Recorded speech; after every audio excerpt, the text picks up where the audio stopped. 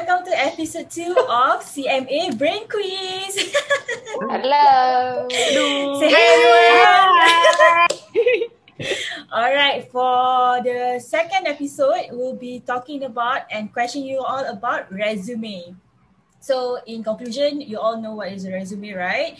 It's an important tool for your job search because it offers a page or two where you can display your top qualities and top skills. So, are you ready? Are you guys ready?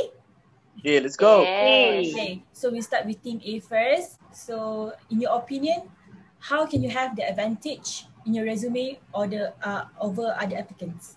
So, anyone who wants to answer? Okay. I start then Audrey and Shireen support behind.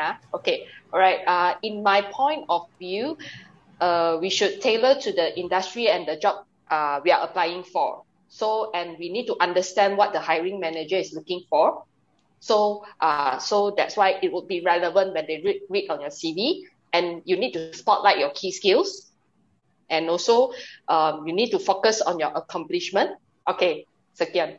You may want to just focus not on fancy fonts, just make it as professional as you can, because the content matters most. It's not your fancy fonts or you are trying to show your design skills. It's more of the content.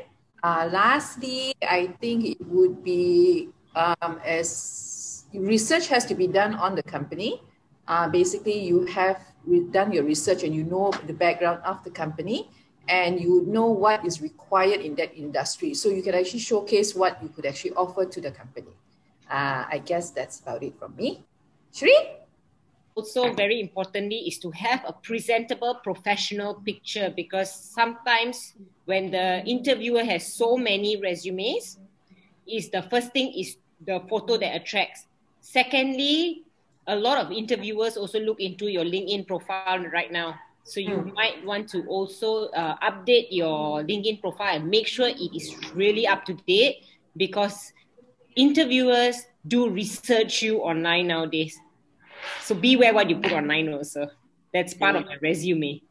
All right, time's up. So, Okay. Team B, are you ready? They cover everything already. Yeah. What to say? You already answered. No need already lah. Yay, 100 points,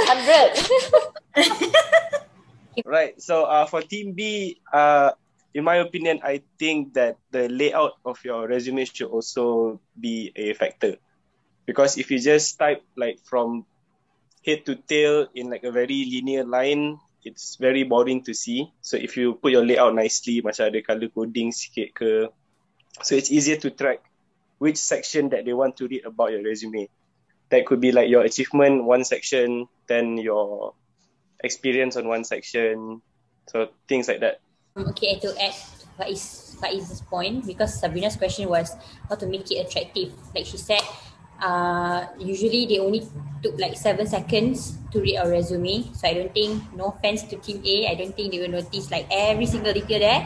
So I fully support Faiz's point, which is make the layout, because that is the first thing that they look at. Layout is neat, and then it doesn't look too lengthy. If it's too lengthy, maybe they only have 7 seconds, so they will like, nope.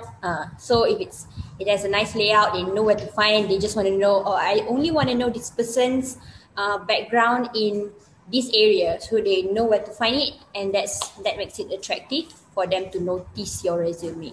Clarice? So after the 7 seconds to look at the layout, then after that will be the job description. I mean, your experience, the content will be the next focus from the hiring manager. So so my opinion is to respond directly to the job description, where hiring manager have specific ideas about what skills and experience the candidates need to do well in open position. And I think the resume should mirror the description they have included in their listing or advertisement. So the most captivating resume is the one that seems to match all the requirements, including necessary technical skill, working experience, degree or certification. If let's say the previous work experience is not relevant, to the job description, then we will need to get creative and frame our current skills set as being transferable into a new role. Okay, actually, both team have given such good answers actually. So it's hard for me to make decisions. So I'll give... Okay, so for the first question, I'll give team A 50 and team B 55.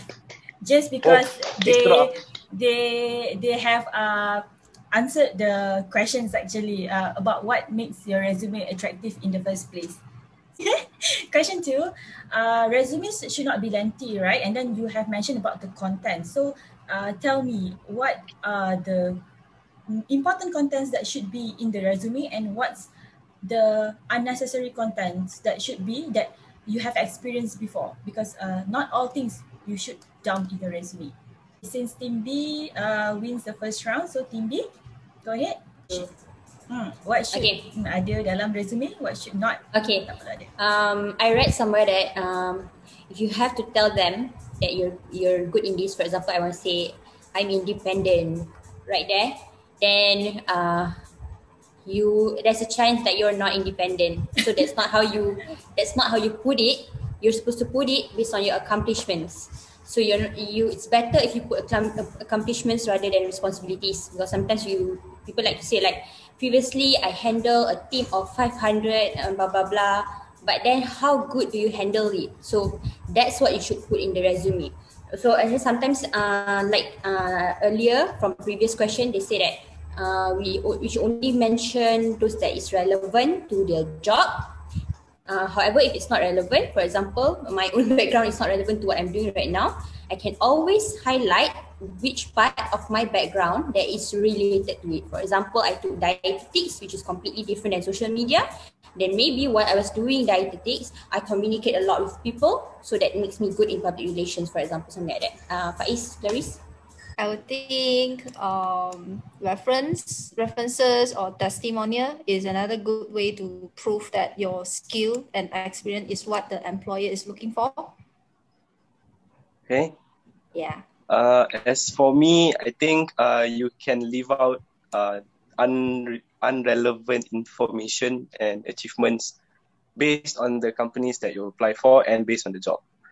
So you only keep most important thing you need to keep is your track record of achievements and highlighted experience to just. Team A, counter-attack. You would also want to add in your probably your CSR activities that you have done. What has it done for you? So how have you benefited from there? So those are some things that they give a spotlight to your other skills besides what you are currently doing that you can offer to the organization. You may want to also put in, like, for example, a summary cover letter, or you also may give them one summary cover letter that gives them the whole understanding of who you are. All right, and then you have that resume behind that supports your cover letter. So which I feel that is helpful for a lot of hiring managers to understand who you are. Okay, I will start. Audrey has mentioned it so well, and so did team B. But okay, for me, the resume must be very customized to what you are applying. So back to asking a question with another question. When you want to buy or engage a service of somebody, what would you do? You will go and check online right now, right? So I like to encourage all the fresh graduates now and those parents who have young kids, make sure your kids don't simply put garbage online on social media, because that is one place, besides when your resume looks really good, there is one place that employers go and check. Because when it comes to referrals right now, like Team B said referrals, right? There is way to complot with your ex management. If you have a good relationship there and you didn't perform well, sometimes people are just kind and not put sand into other people's rice bowls, so they will support you. So I don't find the referrals to be very strong anymore. But what's your social media actually tells who you are and your attitude, because attitude is everything. Skills can be learned. That's the other area that hiring managers will go and check now, social media. Yeah. Okay, yeah, I'm totally agree with Shireen and Audrey, because especially on LinkedIn profile, that's actually very professional. Okay, and nowadays, like everyone will really go and check online first. And another thing that I would like to add on is we should make our hyperlink all clickable, so it's easier for them to search in your resume if it's in a soft copy lah, right? And also on your career progression, I felt that's a very important part, so that because I think this is the few things that they will look into it first. If like in one day they need to look into 100 resumes, and also on the volunteer and other experiences that you have, to let them see what's the value added that you can provide to the company. Yeah, so I think that's all from me. Thank you. All right. Susahnya soalan ni. You all are so good. I don't know how to give marks.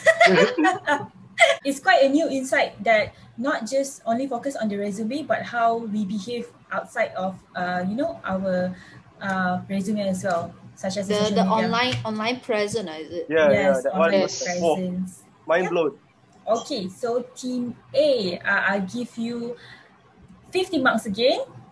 And from team B, I'll give you 45.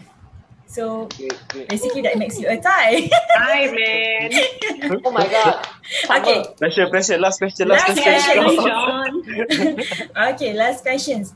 Since you guys have heard about these services online, currently it's quite popular actually in my platform in university, where you can hire people to do your resume for you.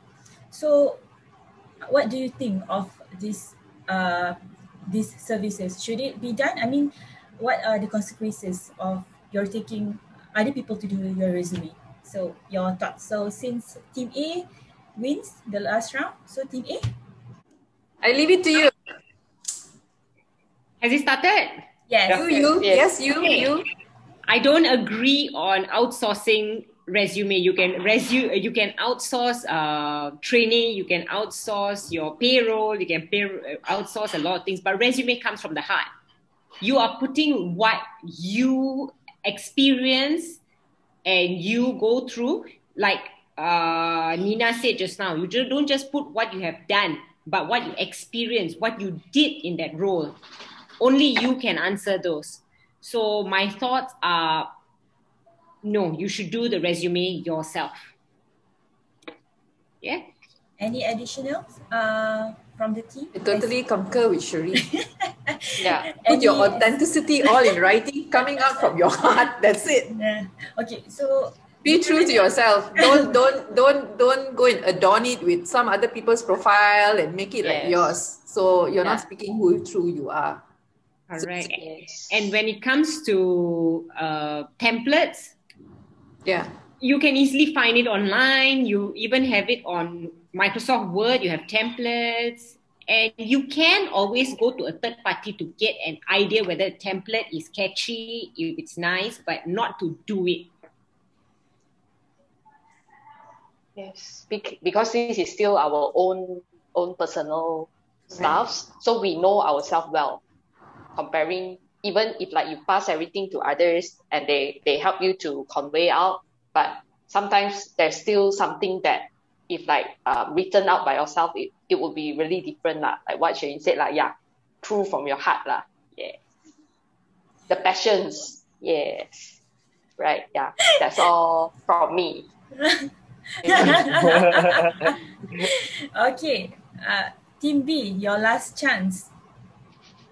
Okay, can I just say I agree with Shireen and Team A? Maybe you can I don't have a counterpoint. Clarice, do you have a counterpoint or like additional point? Actually, I agree with Team A also. Because the reason being is, if let's say the resume is come out from others people's hand, So it will make it like very outstanding. But what if you got the opportunity to go for an interview and the way you speak, the physical present is not at the same level as your resume? What will happen? Exactly. What would happen? Yeah. Yes. So yeah, that's my point of view regarding Mhm. this. Yeah, I agree with Clarice. I also think it's okay to hire a third party to do a resume for your first time, but you do not submit that one. The reason why it's okay because so at least you get the idea of layouts, the choice of words to use. So because now there's so many fancy terms, right? So let's say like even cleaners now have like a very fancy term to sound very professional. So it's good to have those kind of sources, and it's good to purchase it from them because they are professionals. They do that for a living. So you can base your own resume based on the one that you purchase, but never submit the one that you purchase lah. Really? Team A, do you have anything to say to that? Do you want to counter? Last chance. All good. Okay, done ya? Counter nanti tak bagus. We love them too much to counter. Alright, so time. So team A, I'll give you 45 marks, and team B, Wrong. I'll give you 35 marks. Ooh. Alright, so team A wins. Mana? Congrats team A. Thank you. Well done, Team A. Thank you. Thank you, Both May and winners. Audrey. Thank you. Thank you, May, Shireen. Yay. Thank you, Team B. Yeah, not bad. We not bad. Team B. Team B. Now how we are Thank you, the champion? host. Team B Thanks, did very, Sabrina. very well. Thanks, Yes. Okay, so thank you team A, team B. It was such a great session for today. So maybe we'll see you again next week. So stay tuned guys. Thank you so much. Bye. Thank you. Bye. Bye.